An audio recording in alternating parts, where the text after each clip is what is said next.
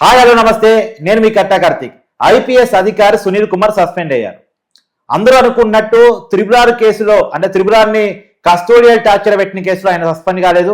ఆయన అనుమతి లేకుండా విదేశాలకు వెళ్ళాడు, దుబాయ్లో ఎక్కువ కాలం గడిపాడు అనేటువంటి ఫిర్యాదు మేరకు ఆయన సస్పెండ్ కావడం జరిగింది. ఆ ఫిర్యాదు ఇచ్చింది కూడా రఘురామకృష్ణరాజు గారే.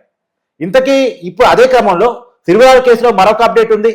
త్రిపురార్ కేసులో ఆయన కస్టోడియల్ టార్చర్ పెడుతున్నప్పుడు అదే స్టేషన్లో డ్యూటీలో ఉన్నటువంటి సునీల్ నాయక్ ప్రస్తుతం బీహార్లో ఉన్న ఆయనకు కూడా నోటీసులు ఇవ్వడం జరిగింది.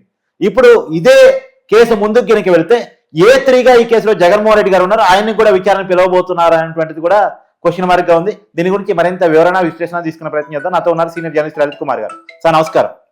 నమస్తే కార్తీక్. సార్, సునీల్ కుమార్ సస్పెండ్ అయ్యారు, సునీల్ నాయక్ కి నోటీసులు పోయాయి. ఇప్పుడు ఏంది త్రిపురార్ కేసు వేగవంతమైంది అనుకోవచ్చా? ఇక్కడ 100% కార్తీక్. ఎందుకంటే మొదటగా ప్రభుత్వానికి చెప్పకుండా ఈయన విదేశాలకు వెళ్ళిన కేసు ఒకటి త్రిపురారే పెట్టున్నాడు దీన్ని. అవును, మామూలుగా ఆ స్థాయిలో ఉన్న ఐపీఎస్ ఆఫీసరు, ఒక హైర్ అథారిటీలో ఉన్నవాళ్ళు, ఇదంతా ఎవరికంటే కీలకమైన పోస్టులో ఉన్న వాళ్ళకి కానివ్వండి, జడ్జీలకు కానివ్వండి, వీళ్లకు వాళ్ళ ప్రతి కదలిక మనం ఇన్ఫర్మేషన్ ఇచ్చే వెళ్ళాలి. అటువంటిది ఈయన ఏం చేశాడంటే, అప్పటి ప్రభుత్వంలో జగన్మోహన్ రెడ్డిదే కాబట్టి ప్రభుత్వము ఆయన ఇన్ఫర్మేషన్ లేకుండా ఇతను కొన్ని దేశాల్లో తిరిగేసి వచ్చాడు. కొన్ని దేశాల్లో ఇతనికి వ్యాపారాలు ఉన్నాయి, ఇతనికి వర్గం అంటూ ఉంది, ఇతను ఒక ప్రత్యేకంగా తమ సామాజిక వర్గానికి సంబంధించి ఒక సంస్థను కూడా నడుపుతున్నాడు, ఎయిమ్ అనే సంస్థను. ఇట్లా ఒక ఐపీఎస్ ఆఫీసరు ఇట్లా నడపకూడదు అనేది కూడా రూల్ ఉంది. అదే గవర్నమెంట్ ఆఫీసర్ ప్రైవేట్ ఆర్గనైజేషన్ నడపకూడదు అని రూల్ ఉంది. ఇతను ఏం చేశాడంటే 2024 మొన్న ఫిబ్రవరిలో కూడా ఈయన జార్జియాకు పర్మిషన్ తీసుకున్నాడు గవర్నమెంట్ దగ్గర, దుబాయ్కి వెళ్ళిపోయాడు. గవర్నమెంట్ దగ్గర జార్జియాకి తీసుకున్నాడు, దుబాయ్కి వెళ్ళాడు. అట్లాగే 2023 సెప్టెంబర్ 2వ తేదీ ప్రభుత్వ అనుమతి లేకుండానే, అనుమతి తీసుకొని ఒక చోటికి వెళ్తానని చెప్పి ఇంకో చోటికి వెళ్ళాడు. ఇంకోసారి అనుమతి లేకుండానే ఎమిరేట్స్ విమానంలో వెళ్ళిపోయేసి స్వీడన్కి వెళ్ళిపోయాడు. స్వీడన్ నుంచి మళ్ళీ హైదరాబాద్ తిరిగి వచ్చాడు. అట్లాగే ఫిబ్రవరి 21వ తేదీ 2023 హైదరాబాద్ నుంచి దుబాయ్ మీదుగా అమెరికా వెళ్ళిపోయాడు. మళ్ళీ అమెరికా నుండి హైదరాబాద్కు దుబాయ్ మీదుగా తిరిగి వచ్చాడు. అయితే ఈ పర్యటనకు కూడా గవర్నమెంట్ నుంచి ఎటువంటి పర్మిషన్ తీసుకోలేదు. అట్లాగే డిసెంబర్ 22వ తేదీ జార్జియాకు పర్మిషన్ తీసుకొని దుబాయ్కి వెళ్ళిపోయాడు.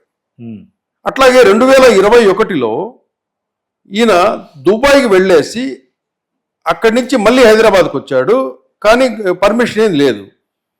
అట్లాగే డిసెంబర్ 2019 నుంచి అమెరికాలో పర్యటించేందుకు అనుమతి తీసుకొని యూకేలో తిరిగేసి వచ్చాడు. అంటే పర్మిషన్ ఒక దేశాన్ని తీసుకుంటారు, ఇంకో దేశానికి వెళ్ళిపోతున్నాడు. అది ఎందుకు ఆ విధంగా చేస్తున్నాడు? ఇన్ఫర్మేషన్ లో ఎందుకు వెళ్ళాలి?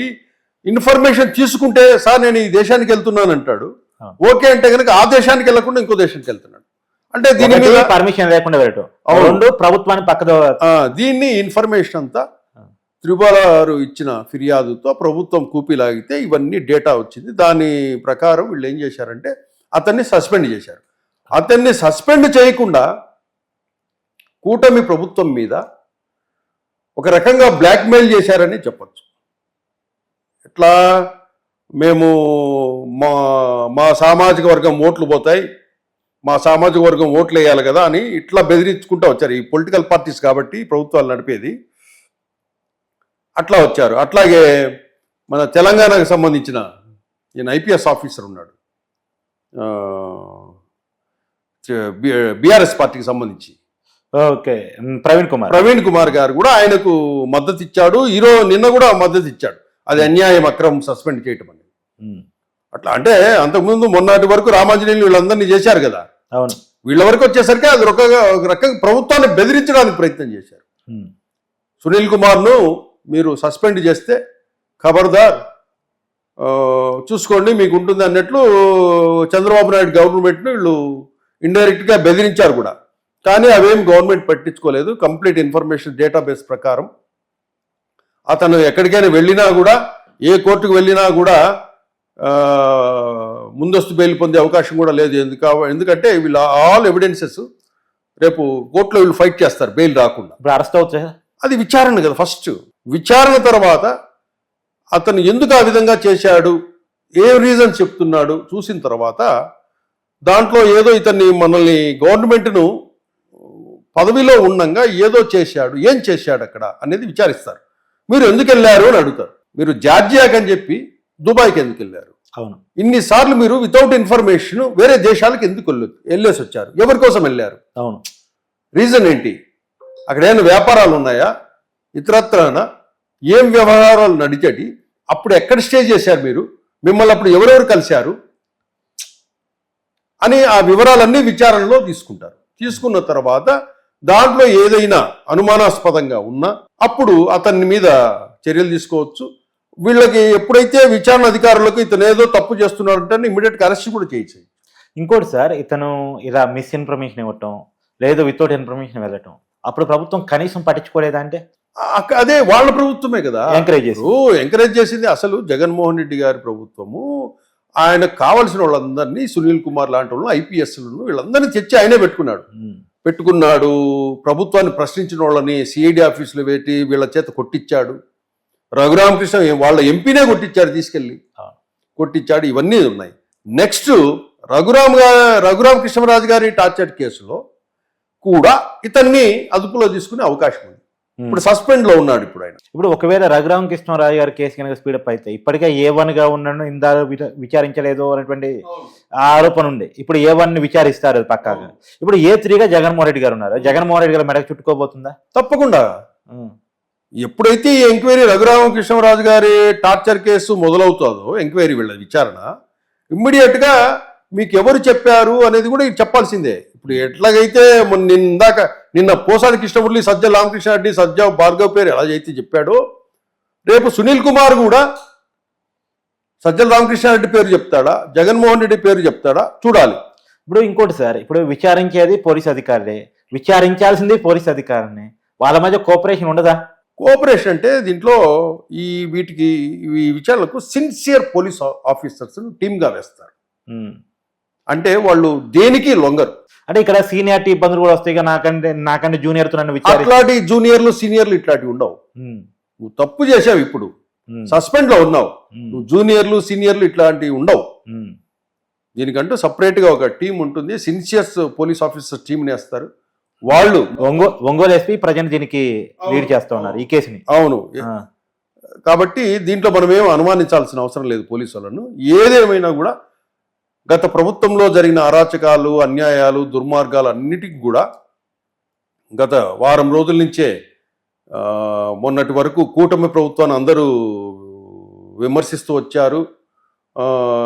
చాలా మీరు యాక్షన్స్ తీసుకోవడం లేదని కూడా కార్యకర్తలు కానివ్వండి, బాధితులు కానివ్వండి, ప్రజలు కానివ్వండి, వీళ్ళంతా మీద చాలా ఒత్తిడి ఉండింది గవర్నమెంట్ మీద, మీరేం చేయటం లేదు అని. కానీ ఒక పోసాని కృష్ణమురళి నుంచి మొదలు పెట్టారు కాబట్టి ఒక్కొక్కటి వస్తున్నాయి కాబట్టి. అంటే అంతకన్నా ముందు నుంచి అరెస్టులు వల్లభనేని వంశీ అరెస్ట్ ఉందిగా, వల్లభనేని వంశీ నుంచే స్టార్ట్ అయ్యాయి. ఇంకా ఈ ఎన్ని కేసుల్లో ఉంటాయి. ఇప్పుడు ఇందాకే మన పోసాని కృష్ణమురళికి సంబంధించి నరసరావుపేటలో అక్కడ ఒక పోలీస్ కేసు ఉందండి. నరసరావుపేట పోలీసులు కూడా మళ్ళీ ఇప్పుడు పోసాని కృష్ణమురళిని పీటీ వారెంట్ కింద తీసుకెళ్లారు. ఇట్లా పోసాని కృష్ణమురళి మీద 15 కేసులు ఉన్నాయి మొత్తం. అంటే 15 వివిధ పోలీస్ స్టేషన్లో నమోదైనాయి కాబట్టి ఆయా పోలీస్ స్టేషన్లకు మళ్ళీ తీసుకెళ్తుంటారు. మన కూడా గుండెపోటు అనేది డ్రామా ఆడే ప్రయత్నం, గుండెపోటు అనేది ఒక డ్రామా ఉంది. దాని వెనక కూడా ఒక కుట్రకోణం ఉంది. ఆ గుండెపోటు, కడుపు నొప్పి అనే డ్రామా ఆడమని చెప్పింది వైసీపీనే. ఆ వైసీపీ వాళ్ళు కడప ఆసుపత్రికి తీసుకొస్తే అక్కడ ఇతనికి ఏదైనా హాని తలపెట్టి పోసాని కృష్ణమురళికి ఆ హానిని కూటమి ప్రభుత్వం మీద చేతగానితనంగా చూపిస్తూ, అట్లాగే కమ్మ సామాజిక వర్గాన్ని చూడు ఏ విధంగా చేశాడని చెప్పడానికి ఒక షాట్ 2 బర్డ్స్ అన్నట్లు ప్లాన్ చేశారని చెప్పేసి టీడీపీ వర్గాల్లో వినికిడి. సరే, అది సపరేట్గా మాట్లాడుకునే ప్రయత్నం చేద్దాం. సరే, ఎనీవే సునీల్ కుమార్ సస్పెన్షన్, విచారణ, ఆయన అరెస్ట్ కూడా జరిగే క్రమం, అరెస్ట్ తర్వాత జగన్మోహన్ రెడ్డికి కూడా విచారణ నోటీసులు పోయే అవకాశం. Thank you sir. Thank you.